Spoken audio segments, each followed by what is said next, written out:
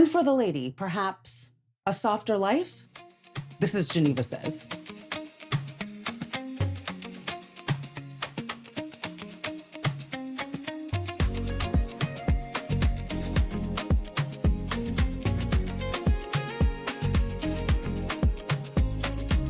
Welcome. I am Brittany Geneva. This is another episode of Geneva Says. Thank you so much for tuning in.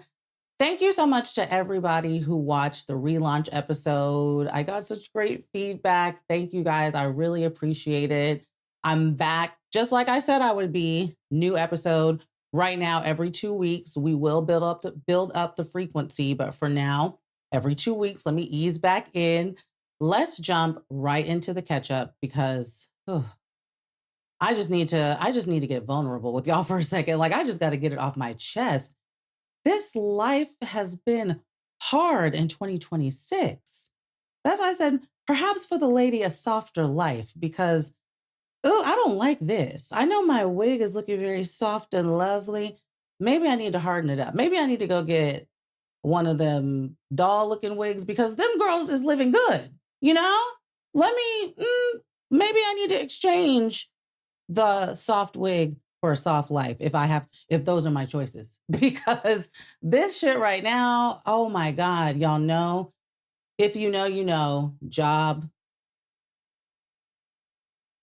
is jobbing right now. The transition has been hard for your girl.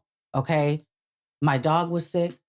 I dropped an amount of money that I'm like, hey girl, hey girl, I love you. I need you to stay healthy because mama cannot just be dropping thousands like randomly because she ate something she wasn't supposed to eat. I think that's what happened.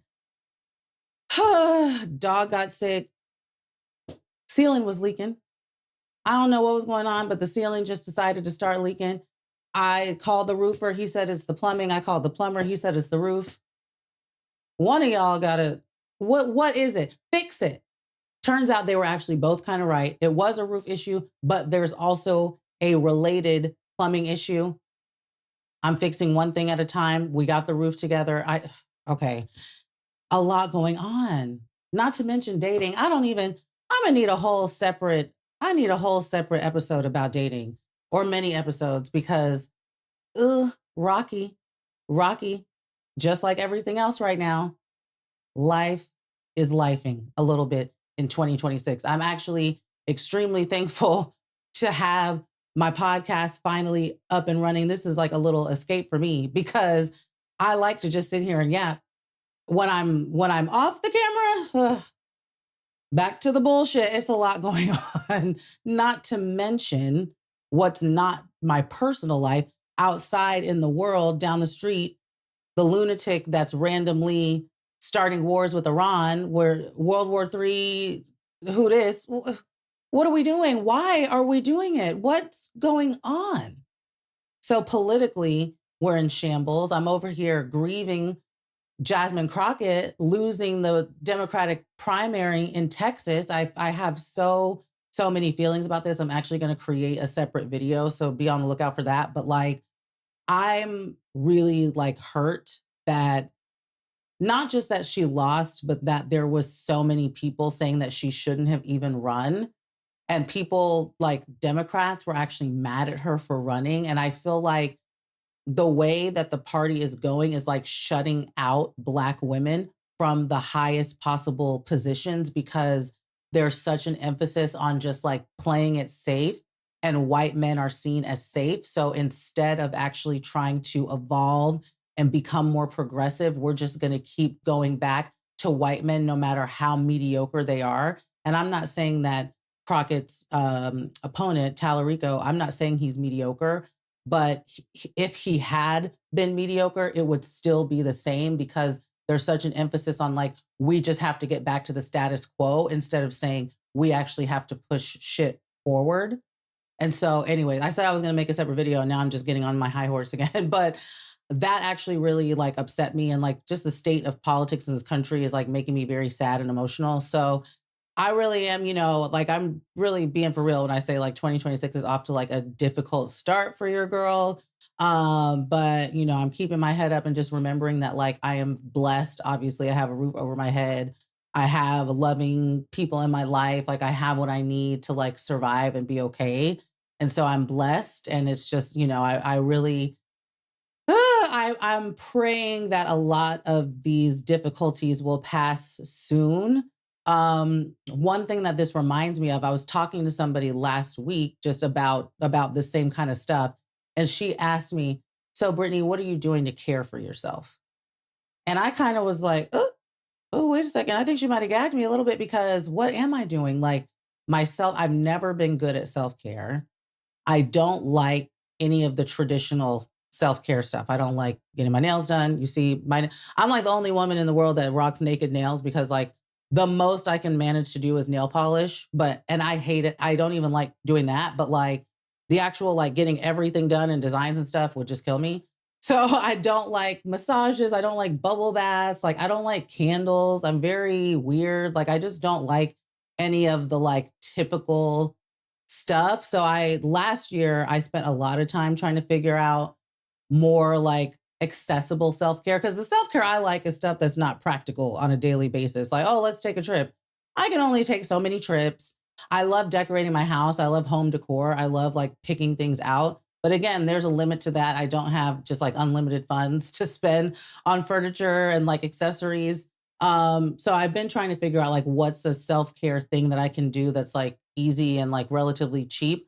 I kind of got into flowers. Like I was starting to get into like floral arranging, which I think I want to pick back up. I started playing kickball, which I see as a form of self-care because I'm not trying to win. I'm just trying to be out there and be active and be outside. I walk my dog. That's self-care for me. So I'm trying to make sure I stay consistent with that.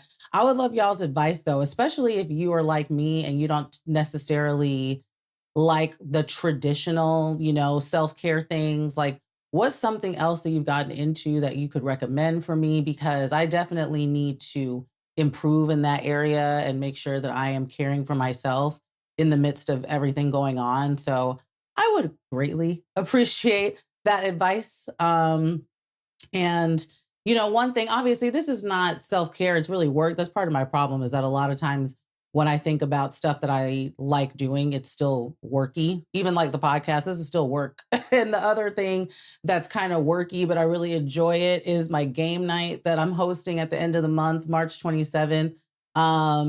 If you're in the DMV area, come check us out at The Nod Presents on Instagram for more details, or you can go to Posh and find all the information there, get your ticket. Even yes, that's work, but I enjoy it. It's fun. I love hosting the game night. I love, bringing people together. That's something that I really truly enjoy. So I'm still trying to figure out my whole self-care routine, and I need it because whew, okay. That's it for the catch up. Geneva says we need to be paying more attention to what's going on in media. Now, I know everybody has heard about what's going on with Paramount buying Warner Brothers Discovery. Netflix was going for it first, but Paramount came out with the big, like, Joker, put some big money on the table, and now they're getting ready to close that deal. I know that everybody has heard about this, so I'm not going to break down like the X's and O's of like the deal and how it works. You can Google that, you can find that. But I'm really going to talk about what it means for us, like our day-to-day lives. What do we need to keep in mind with what's going on in media? First, I want to remind anybody who doesn't know, like I have a long background in media. My entire career, my entire life. Like I started working in media when I was still in college. I worked for Georgia Public Broadcasting. I interned with Channel 2, WSB, which is the biggest local station in Atlanta. And I came to DC during the summer between my junior and senior year. And I ended up interning for CNN. I was actually going to intern for CBS 60 Minutes, which I was like so excited about. I have literally been watching 60 Minutes since I was a kid. Like this is the type of childhood I had. I was watching 60 Minutes with my parents as a child, loving it, enjoying it. And when I was like 6 years old, I was like, oh, I'm going to be a news anchor. I did I've done every media thing. I was in like media club in middle school and high school. I have my first job out of college was working for CNN, and then I worked for another news network, and then I got into communications where my primary role has been media relations. So working with media to get my clients and the organizations and people I work with in the news. So I literally, like when I tell you my entire life has had some connection to media, some connection to news, some connection to the media landscape. Like I'm very, very, very well versed on these things. And I'm saying that because I really want you to understand, like from somebody who gets it, that like the media landscape that is unfolding right now is one that we should be very worried about, one that we should be paying a lot of attention to and figuring out what are the alternatives. And I think when people start talking like that, like this entire administration, even from 2016, but especially from 2024, like when people start using language about dictatorship and autocracy and fascism, I think sometimes folks kind of disassociate or like tune out because they're like, my regular life still feels normal. You know, like basically, I still get up, go to work, do this, do that. Like nothing necessarily feels like it's drastically different. So we can't possibly be, really under like a unfolding dictatorship. I mean, everything's still normal, but we are under an unfolding dictatorship. And this, I think, the media like changes that are happening are the first like biggest evidence of like how things are really changing because of this man.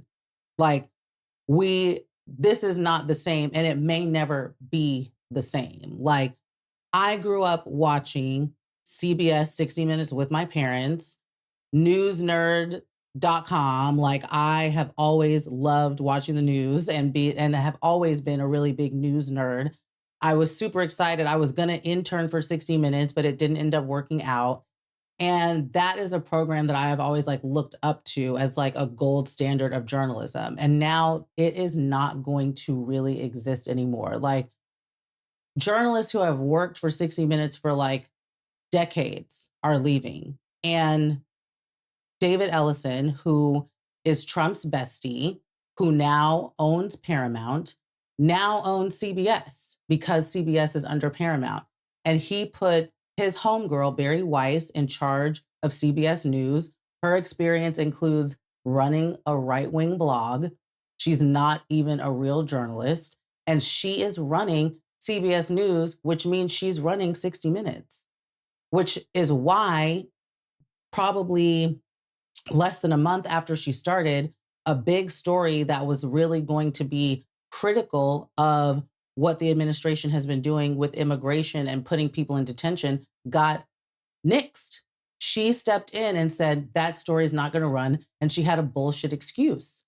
So we are seeing already, not to say that other critical stories of the administration haven't run, but she's dripping it out slowly. She can't just pull the Band-Aid out overnight.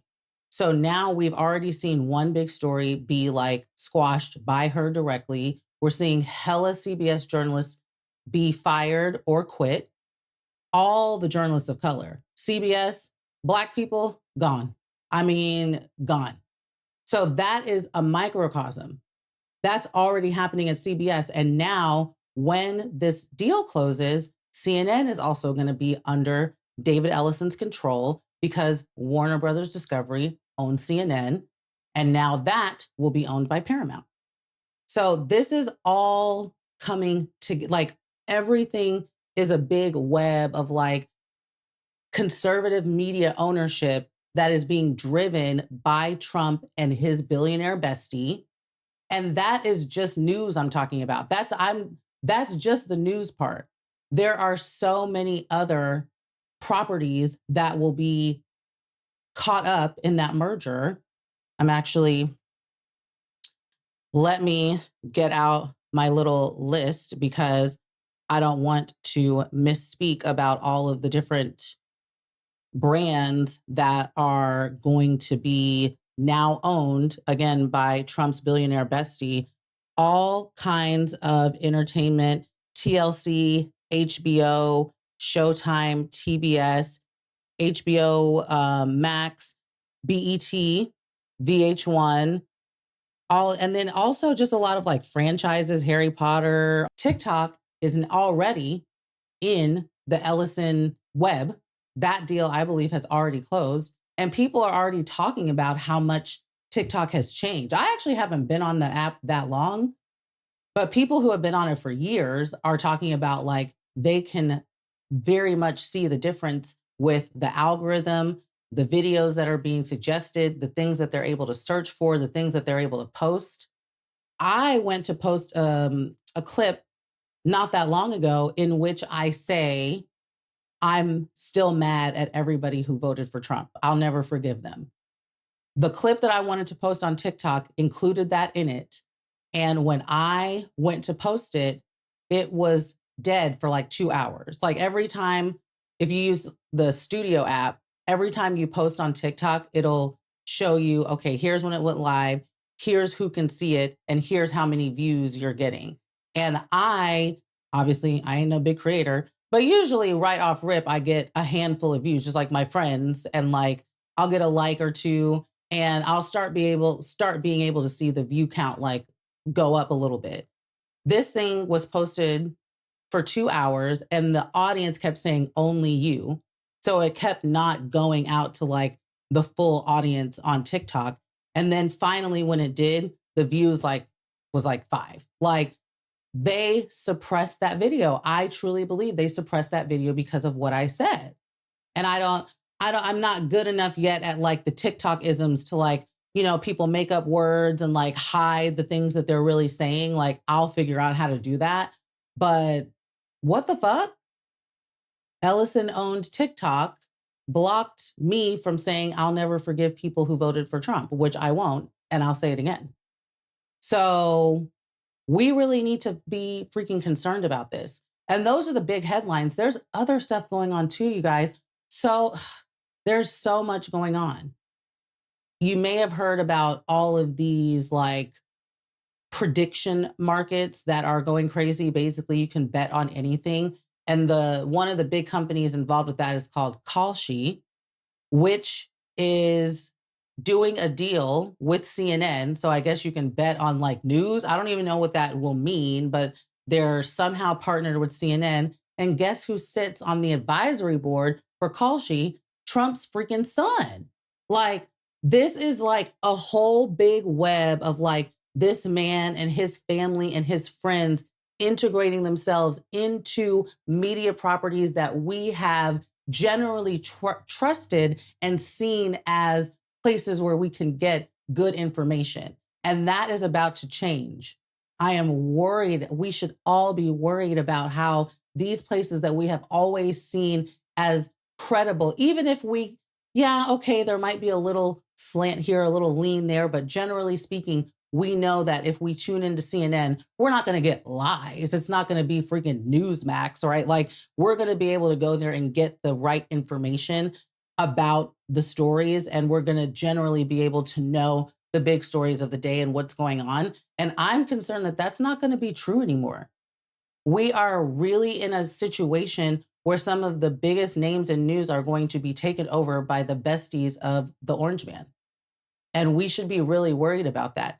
And on top of that, newsrooms are shrinking to like half of the size that they used to be. Washington Post, also owned by a billionaire bestie of Trump, Jeff Bezos, freaking cut half their newsroom. There's differing reports, but I've seen from a third to a half of their newsroom, including entire desks. So the entire international desk. So Washington Post right now isn't covering what's happening in Iran. Not as much, or at least not as well as they would have been, because they don't have an international desk anymore. And of course, every time something like that happens, Black journalists and journalists of color are the first ones targeted. So many Black journalists are losing their jobs. And in general, so many journalists are losing their jobs. That's just at Washington Post. I saw a report that said last year, 17,000 journalism and media jobs were cut. And that's across all types of platforms. That's print and online journalism, that's TV news, all of the places where you can go get information have a lot less people to give the information to you. And a lot of those places are coming under the ownership of somebody who is invested in giving wrong information. We really, really, really need to take a step back and evaluate our media intake. How are we getting information? And one of the things that we need to do, which I know is just like, it's hard even for me, is that we have to realize that we need to pay for good information. We just have to accept that good journalism and good, accurate information is not going to be available unless we pay for it.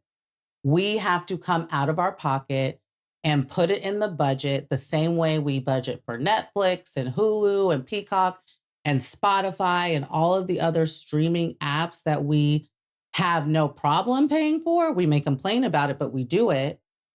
Now we need to make sure that we are actually subscribing to credible news sources and to independent journalists, which is going to be the next wave of information that will allow us to be able to fight against government ownership of media, which is the direction that we're going. So this is kind of serious, y'all. Like, I'm trying to even sit here and think about how to like crack a joke. I don't have one. Like, shit is not funny. This is a really, really, really a dire moment.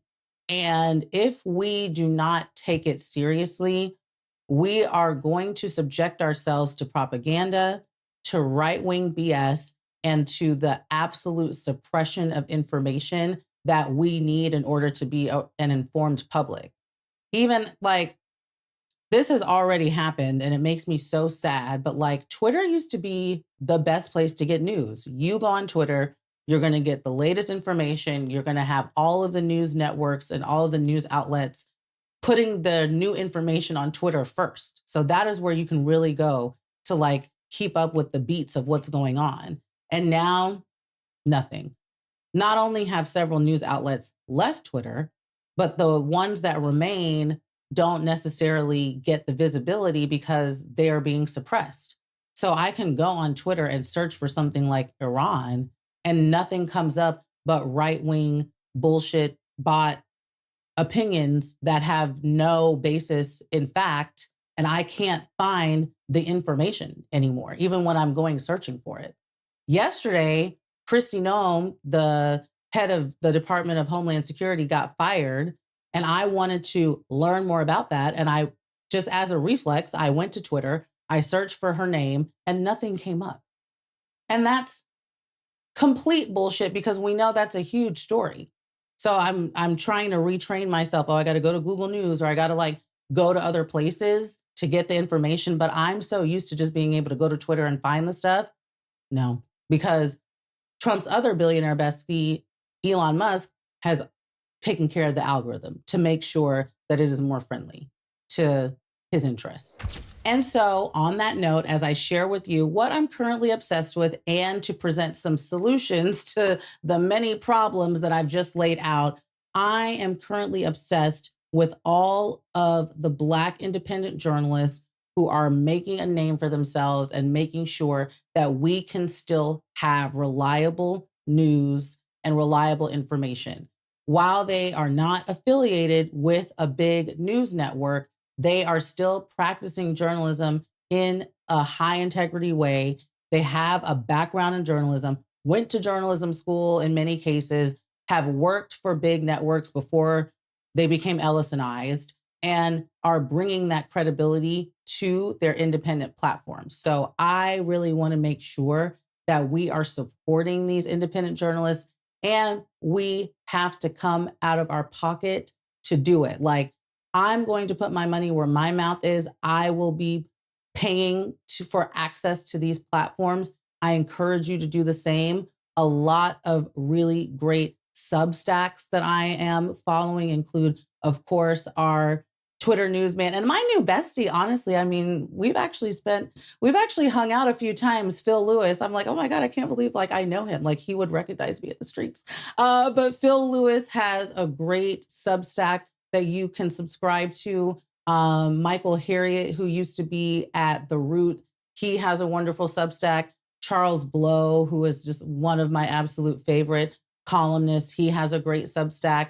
As I'm saying these, I'll put these on the screen. I'll put them in the description so you can find them.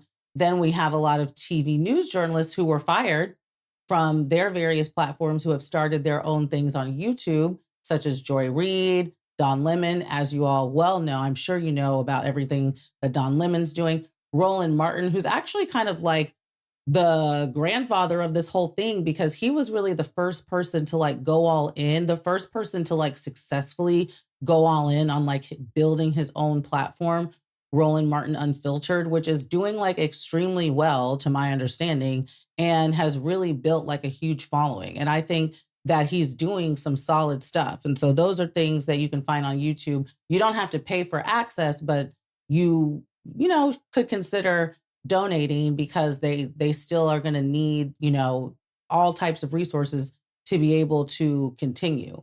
So that, those are the ones that I'm just like most recently interested in or most recently following. There's so many others. I'll give a shout to a non-Black journalist who I really like. His name is Jacob Ward. He is doing a lot of great things on his Substack focused on AI, the impact of AI and technology, and he's very trustworthy. He was at NBC and he was also at AJAM, which we worked together when I was there. So he's another journalist, independent journalist that I highly recommend. So I'm currently obsessed with independent media, people who are doing it on their own, not letting the absence of a traditional newsroom stop them. And quite frankly, traditional newsrooms are about to be the platforms that get the side eye because they are not going to be run by credible leaders who we know are actually upholding the ethics and integrity of journalism. So these independent journalists are going to be the future of making sure that the practice of journalism is actually being upheld and respected. That has been the latest episode of Geneva Says. Thank you all so much for watching, listening, tapping in with me, giving me your feedback. I appreciate it so much, more than you could possibly know. I hope you learned something. I hope this was helpful. Please do share your feedback, share your comments. I'd love to see it. Follow me online. I'm on all the platforms, Brittany Geneva, including Threads. I got on Threads because I am trying to back away from Twitter. So I'm even though, I mean, like Mark Zuckerberg is so much better than Elon Musk. All of these places are owned by billionaires who actually hate us.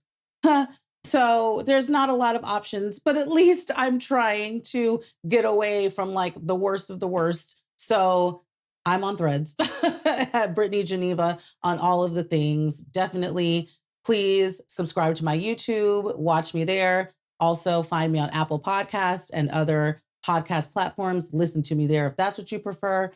Whatever you choose to do, however you choose to tap in, I appreciate it. And I will be back soon for another episode.